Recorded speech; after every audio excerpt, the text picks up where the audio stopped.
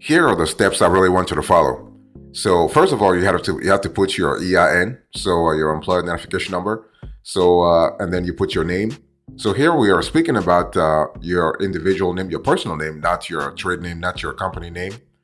And then you have to put your address, so street, zip, all that kind of stuff. You put your city. If you look on the screen at the right, on your right, the IRS is asking you the type of return this is. So you have to actually specify whether this is an amended return, a successor employer.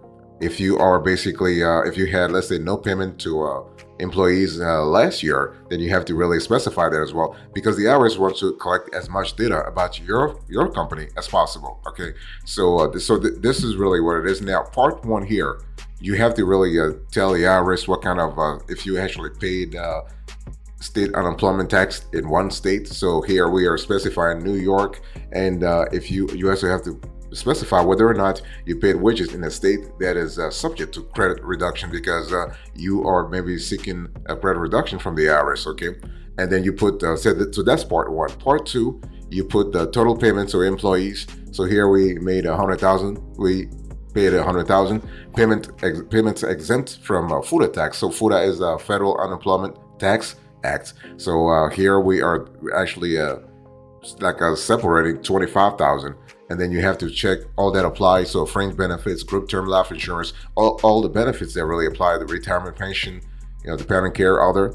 And then here you have to put line 5, total of payments made to each employee in excess of 7,000. This is important when it comes to federal unemployment taxes. So here, your line 6, you have to actually follow the instructions for calculations, and your total taxable FUTA wages here will be 70,000 based on our calculation. Okay, so the FUTA tax before adjustments, here you follow the calculations again, and here it really came to 420.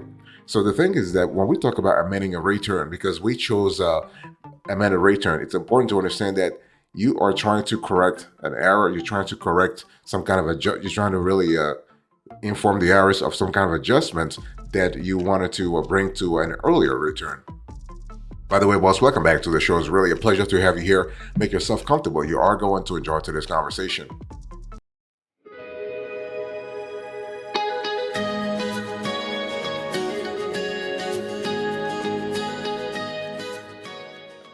So now, one thing I want to talk to you here is that I want to talk to you about the fact that we have Schedule A.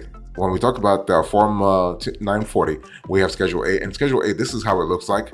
And the reason why I want to bring on the screen Schedule A is that it's going to be instrumental when you file Form 940. So you put your EIN, you put your name. Again, here we are speaking about your trade name. So this is not your trade name. This is your individual name rather.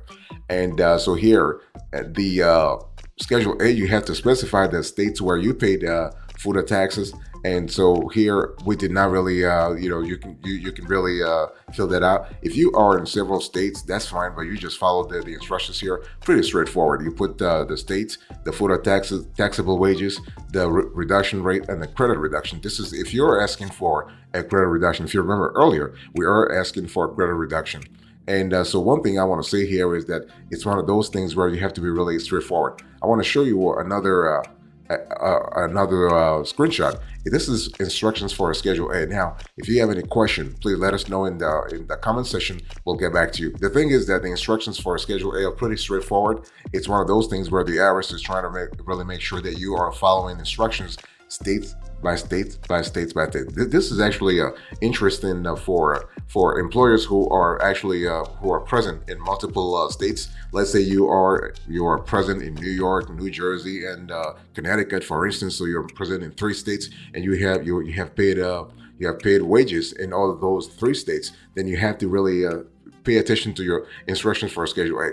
One thing I also want to say here is that it's one of those things where here we are speaking about Form 940. This is for federal filing. You also have to abide by rules and regulations in every state where your company is doing business. We're not even speaking about state taxes only. We also, in some cases, talking about city taxes and county taxes. So if you are, for instance, if you're president of New York, then you have to really pay attention to city taxes, New York City taxes, and also in some cases, county taxes. By the way, boss, I want to quickly remind you of today's topic. We are having a conversation about the Form 940, everything you need to know.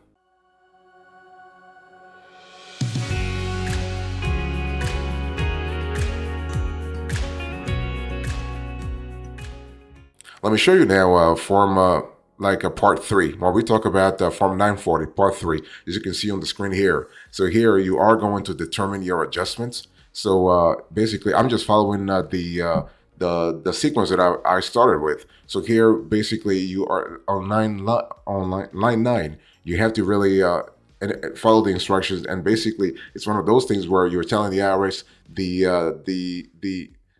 type of or the portion of your wages that are going to be excluded from state unemployment tax. So you put it there. And so line 10, we didn't have any. Line 11, neither. So part 4, this is where you are determining your FUTA tax and balance due or overpayment. To this is here, we're doing some kind of adjustments. So line 12, we are actually adding total adjustments, line 8, 9, 10, and 11. And so if you do the math, so basically 3780 plus 420. If you remember earlier, I showed you it was a 420. Let's go back quickly to the. So here we have. If you look on the screen here, we have line 8. It's 420, right? You see that, right? So line 20, line 8. So when you add everything, you are basically having your total here will be 4,200. Okay. And so this is it. And so the balance due here, so the FUTA tax deposited for the year is a 3,500. So your balance due will be 700. So this is how you actually calculate your FUTA tax, and balance due. And part 5 here, you are basically putting you're following instructions. So the deposits for the first quarter, this is actually the breakdown: first quarter, second quarter, third quarter, and fourth quarter. So this is how you actually show your tax liability quarter by quarter. And here you have in part 6, if you have a third-party designee, you put his or her name there. You put his or her TIN number and PTIN number. And then part 7, don't forget to actually put your name, first name, last name, and you have to sign. You have to actually, if you have to put a number also for the IRS to call you. And the Form 940, the signature authorization is really important. So when we talk about this, the authorized signatories for Form 940 vary depending on the type of business entity. For a sole proprietorship, is the owner of the business. Partnership, this is a responsible and duly authorized partner, member, or let's say officer familiar with the business affairs. For a corporation, the president, VP, or another principal officer. For a single member LLC, this is actually the owner of the company, the company. And for a trust or estate, it has to be the fiduciary. So this is important. Now, there are other ways to sign Form 940. You can actually do rubber stamps, mechanical devices, and computer software programs. So this is kind of fun.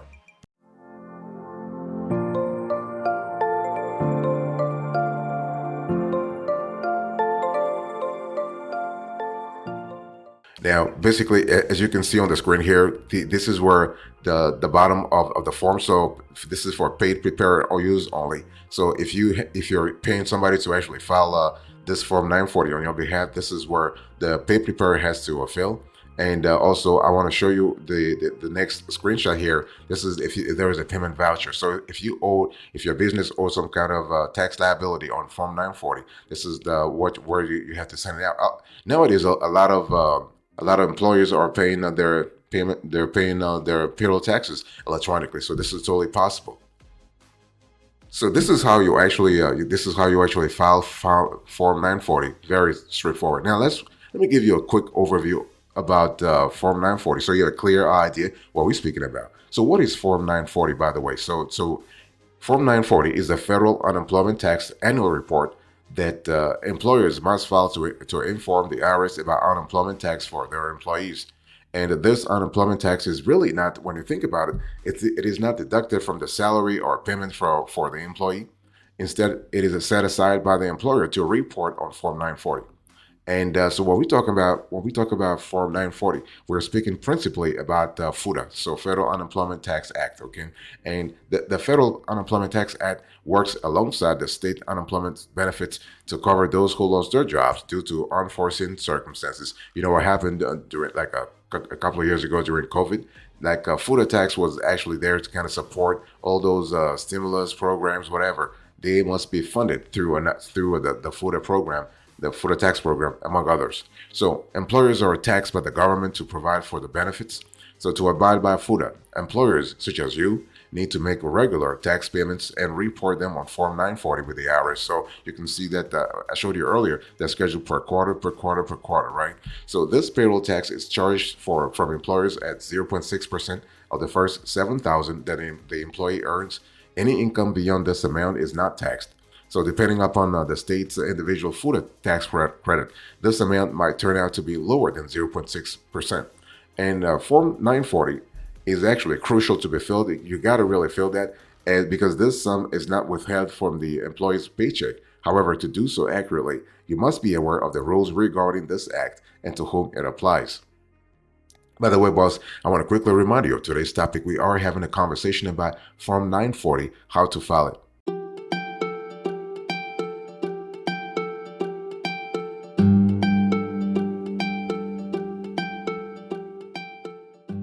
So let's talk about who needs to file Form 940. This is a pretty important element. Well, the IRS has very simple rules about who has to fill out Form 940. So it's one of those things where you must make FUTA payments if you have employees to whom you have paid, let's say, wages that amount to $1,500 or more during the financial year, not financial quarter, financial year. You have had at least one employee for part of a day or more in any 20 or more different weeks over the year. So this may include, like, let's say, full-time, part-time, and temporary employees, excluding partners in a partnership. So they count even if their work duration is less than 1 business day. So let's say if your business was sold or transferred, each employer meeting the criteria that I just gave you earlier must file Form 940. However, do not include any wages paid by the predecessor employer on your Form 940 unless you are a successor employer. In other words, if there is any transition, if there is any continuity in the transition program, then in the corporate transition program, then include. Otherwise, you have to file a different FUTA tax. That's the form. So if you're not liable for FUTA tax for this year, because let's say you made no payments to employees, for instance, what you want to do is you have to check the appropriate box in the on the form. But don't forget, please, to sign the form before filing with the IRS. If your business has closed or you stop paying wages, you want to also check the appropriate box. And so there are some special conditions here. Like if you let's say you are a household employer, you need to file Form Schedule H instead of Form 940, unless you have other employees in which you can choose to include household employees on Form 940 and file Form 941, 943, or 944 for other taxes. For agricultural employers, file Form 940 if you pay cash wages of $20,000 or more to farm workers during any calendar quarter, or employed 10 or more farm workers during any 20 or more different weeks. And for Indian tribal governments, it's another program here. Also, if you are a tax-exempt organization, Section 501c3, those are not subject to a FUTA tax, but they are if they paid wages to employees on behalf of a non-Section 501c3 organization. And for state or local government employers, they actually they are exempt from FUTA tax, and no Form 940 is required.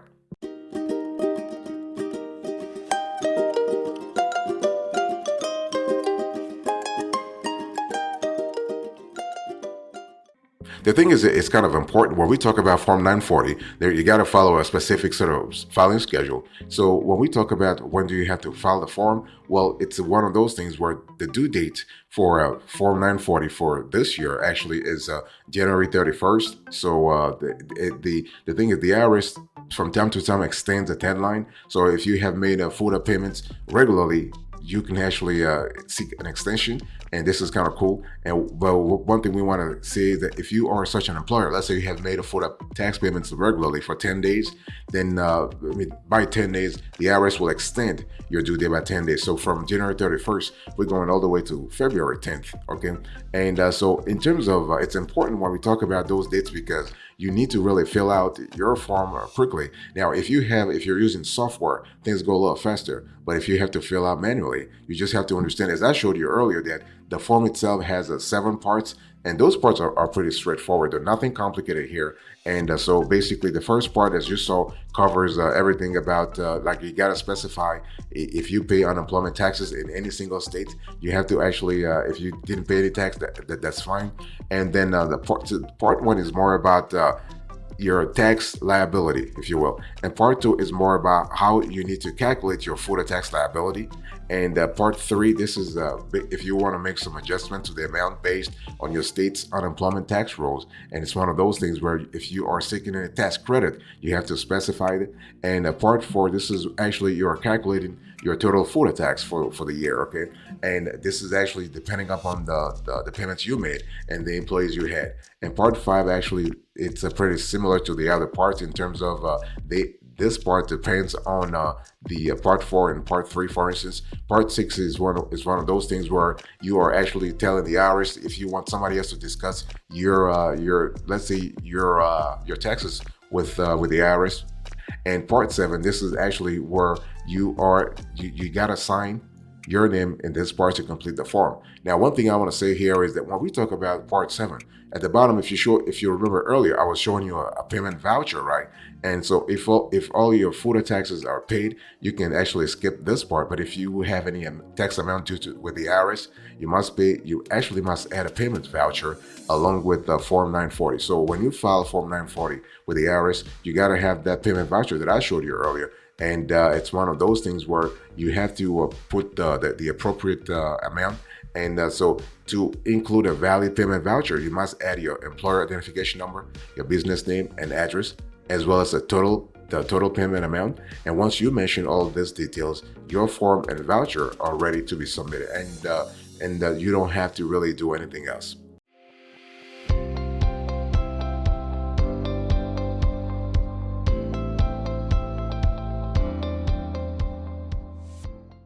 Now let's talk about how do you file Form 940.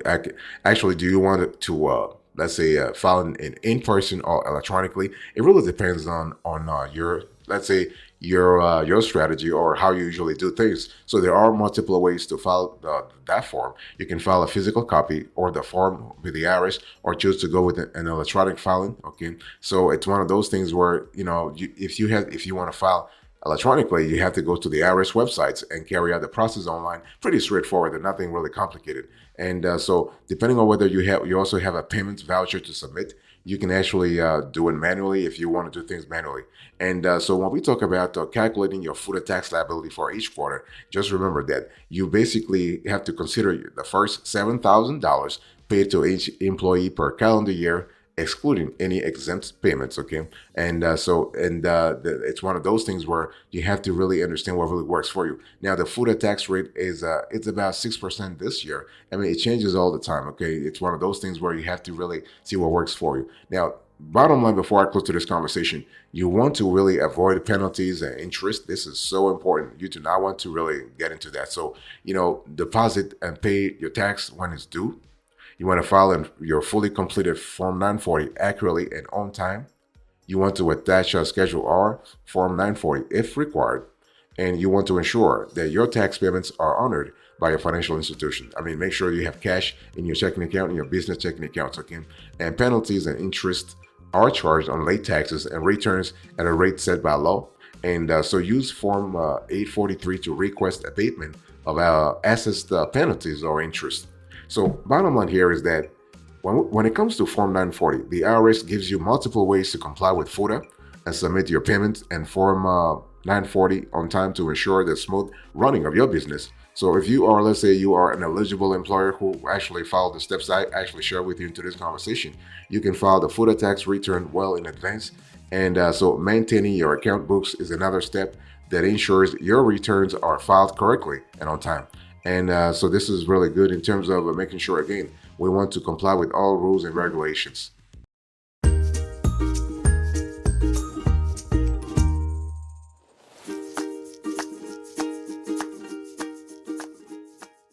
Thank you so much for your attention. I really appreciate it. Let me do a quick recap of today's conversation. So I spoke to you about Form 940. So I gave you the steps.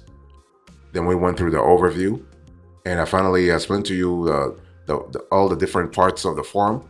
And finally, all you have to do to comply with the law. Thank you so much. God bless you. I'll speak to you another time. Until then, remember, stay marvelous.